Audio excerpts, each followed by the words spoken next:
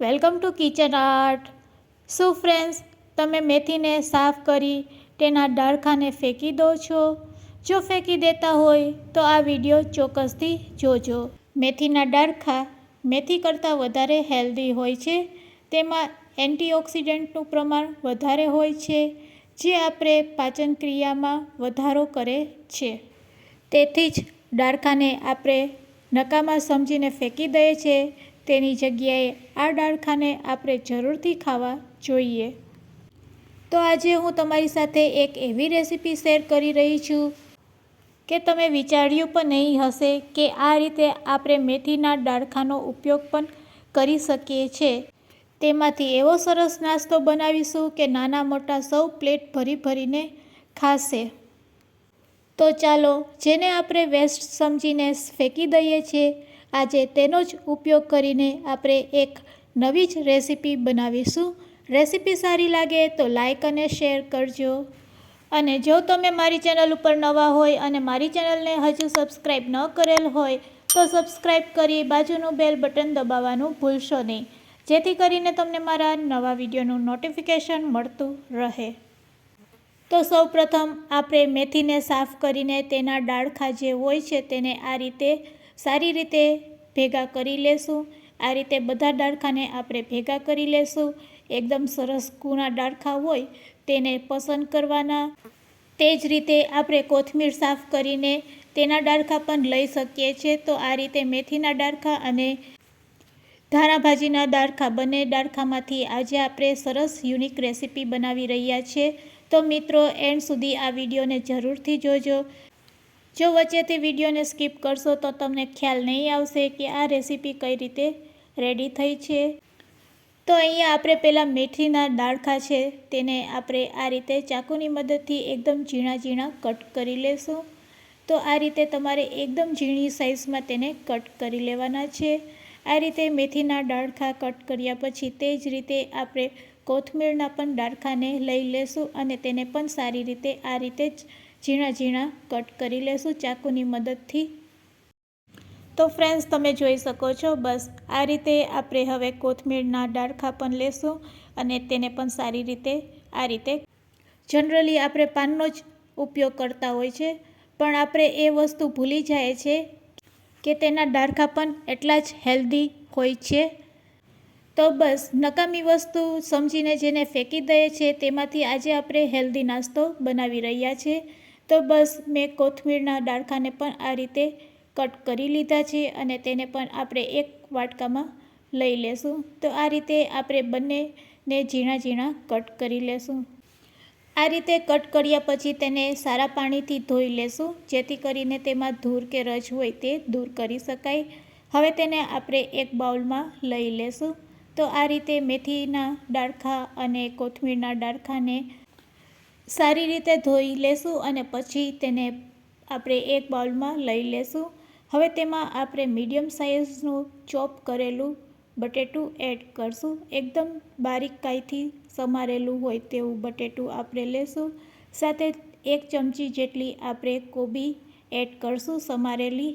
સાથે સાથે તેમાં 1 મરચું સમારેલું તીખું અને મીડિયમ સાઇઝની 1 ડુંગળી સમારેલી. આ રીતે ઝીણી ઝીણી બધી વસ્તુને આપણે સમારીને એડ કરશું. હવે તેમાં આપણે સમારેલી કોથમીર એડ કરશું, 1 નાની વાટકી જેટલી. અને સાથે સાથે હવે તેમાં બાઇન્ડિંગ માટે આપણે ચણાનો લોટ લેશું. ચણાનો લોટ આપણે પહેલાં ફક્ત 3 ચમચી એડ કરશું અને ચોખાનો લોટ એડ કરશું 2 ચમચી જેટલો. જો તમારી પાસે ચોખાનો લોટ ન હોય તો તમે અહીંયા પૌવાનો પણ ઉપયોગ કરી શકો છો. પૌવાને પલાળીને તમે અહીંયા મિશ્રમાં એડ કરી શકો છો. હવે આપણે ગરમ મસાલો નાખીશું, અડધી ચમચી હળદર પાવડર અને અડધી ચમચી જેટલું લાલ મરચું પાવડર એડ કરશું. લીલું મરચું આપણે સમારીને નાખેલું છે, તો તમે તમારા સ્વાદ એકોર્ડિંગ લાલ મરચું પાવડર એડ કરી શકો છો અને સ્કીપ પણ કરી શકો છો. હવે તેમાં આપણે મીઠું સ્વાદ અનુસાર નાખીશું અને બધા ઇન્ગ્રીડિયન્ટ્સને સારી રીતે મિક્સ કરી લેશું. પહેલાં આ રીતે ફક્ત ચમચીથી જ આપણે આ મિશ્રને આ રીતે મિક્સ કરી લેશું. બધું મિશ્ર સારી રીતે મિક્સ થઈ જાય પછી તેમાં આપણે થોડુંક પાણી નાખશું. તો અહીંયા આપણે બાઇન્ડિંગ માટે જ ચણાનો લોટ અને ચોખાનો લોટ લીધેલો છે. તો ચોખા અને ચણાનો લોટ બહુ વધારે ન થઈ જાય તેનું પણ ખાસ ધ્યાન રાખવાનું. હવે આપણે તેમાં ફક્ત 1 ચમચી જેટલું પહેલાં પાણી નાખશું અને મિશ્રને આ રીતે ભેગું કરી લેશું. પાણી નાખ્યા પછી મિશ્ર છૂટું લાગતું હોય તો આપણે તેમાં થોડોક ચણાનો લોટ નાખી શકીએ છીએ. તો મને અત્યારે મિશ્ર થોડુંક છૂટું લાગે છે તો હું 2 ચમચી જેટલો ચણાનો લોટ નાખું છું.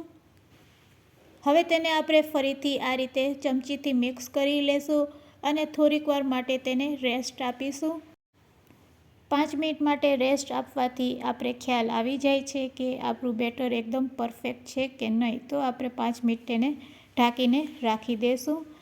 હવે એક મિક્સર જારમાં આપણે ટોસ્ટના ટુકડા આ રીતે કરી અને બ્રેડ ક્રમ્સ રેડી કરી લેશું. જો તમારી પાસે બ્રેડ ક્રમ્સ ન હોય તો ટોસ્ટના ટુકડાને આ રીતે તમે ક્રશ કરીને તેનો પાવડર ફોર્મ બનાવી શકો છો. તો આ રીતે આપણે બ્રેડ ક્રમ્સ રેડી કરી લેશું.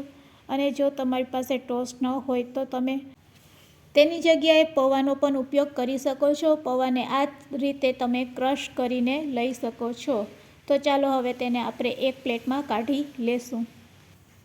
તો ફ્રેન્ડ્સ, તમે હવે સમજી જ ગયા હશો કે આજે આપણે શું બનાવી રહ્યા છે. હા ફ્રેન્ડ્સ, તમારી વાત સાચી છે.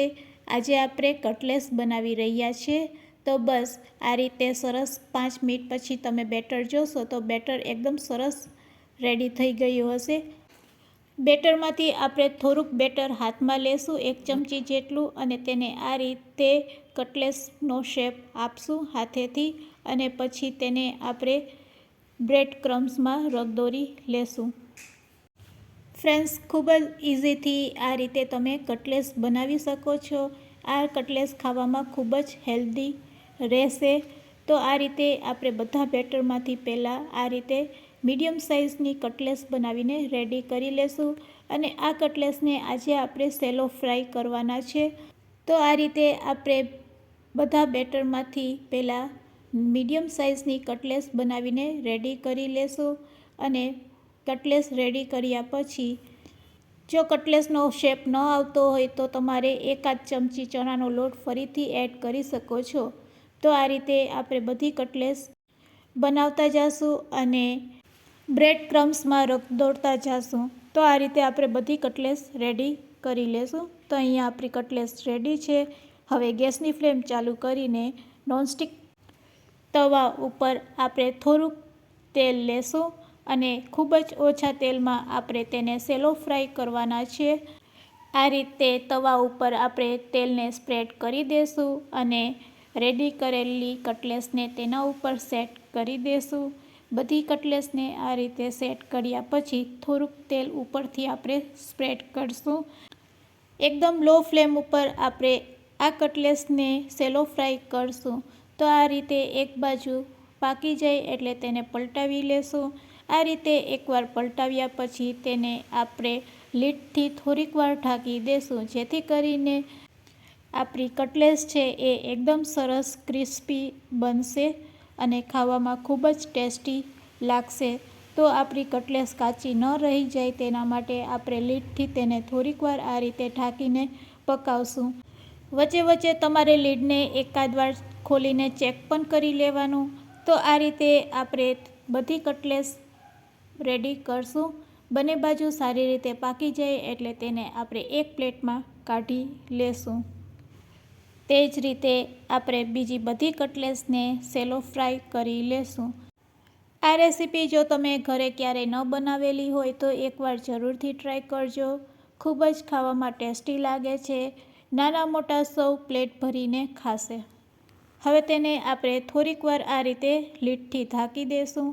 એકાદ મિનિટ પછી તમે ચેક કરશો તો આપણી કટલેસ છે એ સરસ પાકી ગઈ હશે. તો બંને બાજુ સરસ આપણી ગોલ્ડન બ્રાઉન કલરની કટલેસ થાય એટલે તેને આપણે પ્લેટમાં કાઢી લેશું. તો તમે હવે તેનો કલર પણ જોઈ શકો છો. આ રીતે ફરીથી તેને પલટાવીને થોડીક વાર તમે તેને સેલો ફ્રાય થવા દેશો એટલે આપણી કટલેસ છે એ રેડી. તો ચાલો તેને પણ આપણે એક પ્લેટમાં કાઢી લેશું.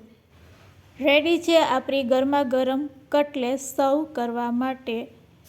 આ રીતે જો તમે ક્યારેય ટ્રાય ન કરેલ હોય તો એકવાર જરૂરથી ટ્રાય કરજો. ખાવામાં ખૂબ જ ટેસ્ટી લાગે છે. તેને આપણે ચટણી સાથે સર્વ કરીશું. આજની રેસીપી કેવી લાગી તે મને કમેન્ટ્સમાં જરૂરથી કહેજો. અને રેસીપી સારી લાગી હોય તો શેર કરવાનું ભૂલશો નહીં. Thanks for watching.